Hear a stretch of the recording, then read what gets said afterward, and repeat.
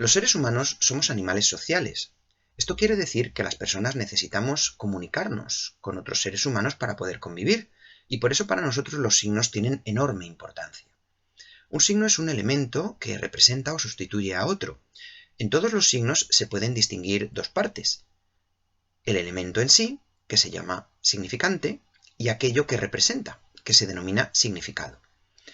Existen diferentes tipos de signos. Los signos naturales se llaman señales. Por ejemplo, el humo es señal del fuego.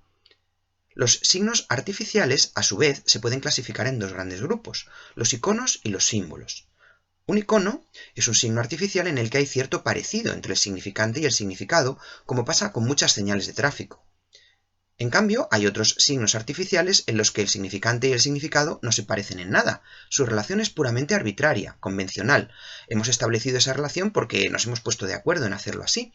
A estos signos se les llama símbolos. La bandera de la Unión Europea, por ejemplo, es un trozo de tela de color azul con 12 estrellas en ella de color amarillo, y eso representa a los países de la Unión Europea, pero no hay ningún tipo de parecido entre la bandera y los países a los que apunta, y por eso decimos que es un símbolo. Los símbolos son importantísimos para nosotros, por eso algunos filósofos han llamado al ser humano el animal simbólico, y por eso también es muy importante estudiarlos. Hay una ciencia que estudia los signos y se llama semiótica. En la semiótica habitualmente se distinguen diferentes ramas que tratan diferentes aspectos de los signos. Por ejemplo, la sintaxis estudia cómo los signos se pueden combinar entre sí. Hay combinaciones permitidas y otras prohibidas. La semántica estudia los significados de los signos. Y la pragmática estudia cómo se usan los signos en la práctica, en nuestro uso diario. El ser humano utiliza los signos, los símbolos, de una manera muy peculiar, y eso nos permite, entre otras cosas, disfrutar del lenguaje. El lenguaje es una capacidad exclusivamente humana, que no tiene ningún otro animal. Una pregunta que podríamos hacernos es ¿qué diferencia el lenguaje humano de otras formas de comunicación animal? Es verdad que otros animales se comunican. Piensa, por ejemplo, en los delfines, en las ballenas, en las hormigas, en los lobos. Los animales se comunican, sí, pero la manera de comunicarse que tienen es muy distinta de la nuestra. ¿Qué hace al lenguaje humano diferente, especial? Lo que lo hace especial es la articulación, el hecho de que el lenguaje humano esté basado en un reducido número de elementos, que son los fonemas, que se pueden combinar entre sí para formar sílabas, y luego las sílabas se pueden combinar para formar palabras, y las palabras se pueden combinar para formar frases, de manera que con un reducido número de elementos y simplemente combinándolos podemos obtener un ilimitado número de combinaciones. Esto los animales no lo pueden hacer, porque solo disponen de un repertorio limitado de mensajes que se pueden comunicar entre sí, cuyo significado está establecido de manera fija.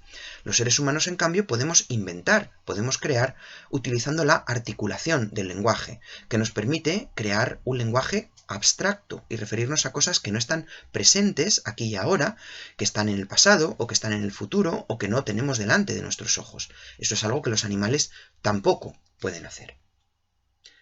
Otra pregunta filosófica de gran importancia y que tiene que ver con el lenguaje es cómo los seres humanos lo aprendemos. Existen diversas teorías para explicar esto. El conductismo, por ejemplo, es una visión de la psicología según la cual lo que podemos verdaderamente estudiar de una manera rigurosa es la conducta. Para los conductistas, el lenguaje se aprende mediante recompensas y castigos, de manera que cuando un niño apunta a un objeto y utiliza el nombre correcto para referirse a él, los padres le alaban y le dan un premio y por eso el niño aprende a utilizar esa palabra, mientras que si emplea una palabra errónea, los padres le regañan y entonces el niño aprende que eso no es correcto y deja de utilizarla. Esta teoría conductista, sin embargo, tiene algunos problemas. Por ejemplo, no puede explicar la gran rapidez con la que los niños aprenden un idioma, que sería muy difícil de explicar basándose solo en un sistema de premios y castigos. Además, muchas veces los niños adivinan las palabras correctas, las palabras que corresponden, sin que nadie se las haya enseñado. ¿Cómo pueden hacer esto? Para explicarlo existen otras teorías. Por ejemplo, la teoría de la gramática generativa de Chomsky. Chomsky cree que todos los seres humanos nacemos con la capacidad innata de aprender una lengua. Esto es lo que él llama el órgano del lenguaje. Es como si todos los seres humanos tuviéramos ya de serie, desde que nacemos, la capacidad de aprender una lengua con su gramática universal. ¿Qué es una gramática universal? Una gramática universal son reglas básicas, estructurales, que son comunes a todos los idiomas que existen en el mundo y que, por ejemplo, constan de palabras que se refieren a objetos que realizan una acción y que se denomina mediante verbos y que emplean adjetivos.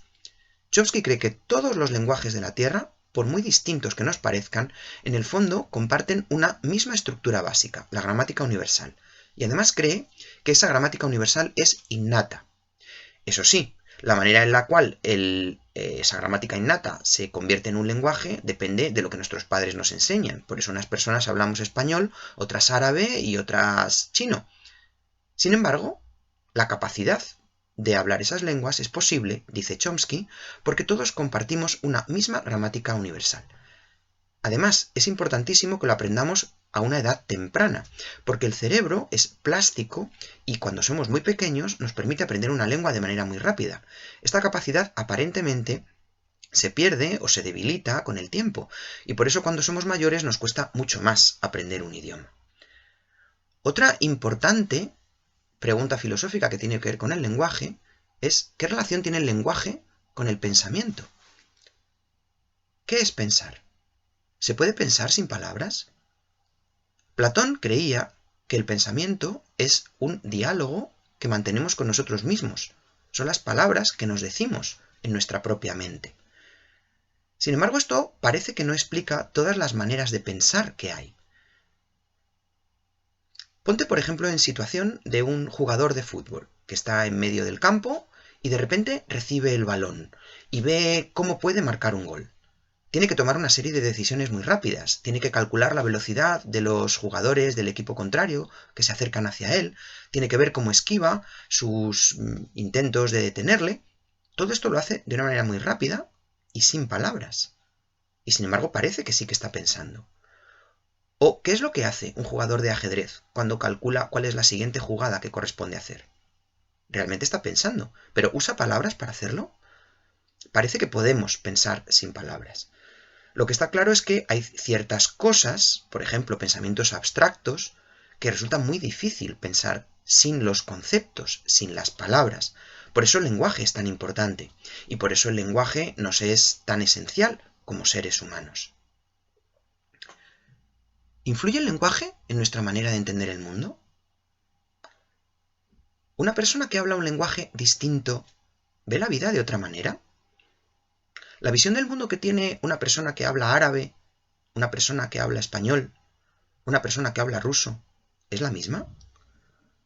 Algunos psicólogos y antropólogos piensan que no.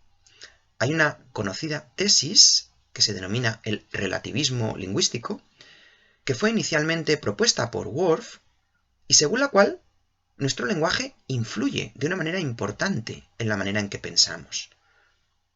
¿Tener la palabra necesaria para describir algo nos hace verlo? ¿Nos hace percibirlo? Una persona que habla una lengua en la que se puede nombrar una cosa, ¿ve el mundo de manera diferente a otra persona que carece de esa palabra? Es una pregunta difícil. Los experimentos que se han realizado en este sentido parecen mostrar que las personas que utilizan lenguas que tienen palabras para nombrar a ciertas cosas se manejan mejor para identificarlas, aunque no está claro que eso determine de una manera clara, directa y absoluta nuestra manera de ver la realidad. Otra pregunta filosófica de gran importancia y que tiene que ver con el lenguaje es ¿cómo funciona? Existen distintas teorías para explicarlo. Una de ellas es la teoría estructuralista. Para la teoría estructuralista, inicialmente propuesta por el lingüista suizo Ferdinand de Saussure, el lenguaje es un sistema de signos, en el cual cada uno de esos signos cobra sentido por la oposición que tiene con otros, por la relación que mantiene con otros signos. El lenguaje entonces es una estructura, y los signos, las palabras, los sonidos, no tienen significado por sí mismos, sino que solo tienen significado en relación con otros. Una segunda teoría que intenta explicar cómo funciona el lenguaje es la que propuso Ludwig Wittgenstein en su famoso libro Tractatus Logico-Philosophicus. En esta obra, Wittgenstein defiende la teoría del lenguaje figura, Una teoría según la cual el lenguaje es una figura, un mapa o una representación de la realidad. El Tractatus es una obra muy compleja, en la cual Wittgenstein intentaba definir o aclarar qué es lo que tiene sentido decir. Según Wittgenstein, no todo lo que podemos decir tiene sentido. Para que una frase tenga sentido, afirma Wittgenstein en el Tractatus, hace falta que sea lógicamente sostenible, que no sea contradictoria, porque si no, la frase no significa nada. Esas frases que tienen sentido, que son lógicamente coherentes, pueden ser verdaderas o falsas. Para Wittgenstein, una frase es verdadera cuando se refiere a algo que existe en la realidad. Utiliza, por tanto, la visión de la correspondencia. Una frase es verdadera si se corresponde con lo que en la realidad existe. Pero para ello hace falta que se refiera a un hecho.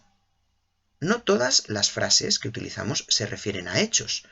Wittgenstein creía que solamente las frases que se refieren a hechos tienen verdadero sentido. Esto es lo que intenta aclarar en el Tractatus. ¿Qué ocurre entonces, según Wittgenstein, con frases que pertenecen a la ética, o a la religión, o a la metafísica? Estas frases no se refieren a hechos, por lo tanto no se refieren al mundo. Wittgenstein diría que esas frases no es que sean falsas, lo que ocurre es que no tienen sentido. Para el Wittgenstein del Tractatus, una frase solo tiene sentido si se refiere a un hecho posible. Como las frases de la ética o de la religión o de la metafísica no se refieren a hechos, para Wittgenstein esas frases no tienen sentido y por tanto sería más sensato no utilizarlas. Desde estas teorías surgió una corriente filosófica, el neopositivismo o positivismo lógico, que llevó las ideas de Wittgenstein hasta un extremo, afirmando que las únicas frases que tenía sentido utilizar eran las de la ciencia, ya que la ciencia se refiere a hechos y además contrasta experimentalmente si esas frases son verdaderas o falsas. Pero es importante recordar que Wittgenstein no afirmaba esto. Wittgenstein lo que decía es que la ética, la religión, la filosofía están hechas de frases que no tienen sentido. Pero no decía que eso no fuera importante. Para los neopositivistas, en cambio, la religión, la filosofía y la ética tienen frases que no significan nada y por lo tanto deberíamos prescindir por completo de ellas. Wittgenstein también es el autor de una tercera teoría sobre el lenguaje, una que propuso mucho más tarde, en la que se retractó de alguna de las ideas que había planteado en el Tractatus. Esta tercera teoría, expuesta en un libro muy influyente llamado Investigaciones filosóficas, lo que propone es que el lenguaje es como una caja de herramientas que puede servir para muchas cosas distintas. En esta segunda etapa de su pensamiento, Wittgenstein criticó las ideas del Tractatus. Wittgenstein se dio cuenta de que en el Tractatus solo había atendido a una concreta función del lenguaje, que es la función semántica, la que tiene que ver con el significado. Sin embargo, Wittgenstein se dio cuenta que las palabras no siempre significan lo mismo, porque el significado de una palabra depende del uso que le demos, de la situación en la que le estemos empleando. Por eso, en la última etapa de su vida, Wittgenstein afirmó que el significado de una palabra está en su uso. En las investigaciones filosóficas, Wittgenstein defiende una teoría pragmática del lenguaje. Dice que el lenguaje no solo sirve para representar la realidad, como decía en el Tractatus, porque puede servir para muchas cosas más. Puede servir para dar órdenes, puede servir para suplicar, puede servir para rezar, puede servir para hacer poesía, puede servir para cantar, puede servir para muchas cosas distintas. Para lo que sirva dependerá de la situación. Y por eso no es posible buscar unívocamente el sentido que tiene algo en relación con la realidad, como intentaba hacer en el Tractatus. Es mejor, dice Wittgenstein, intentar identificar a qué juego estamos jugando cuando usamos las palabras, y eso nos ayudará a entender qué es lo que significan las palabras en la práctica.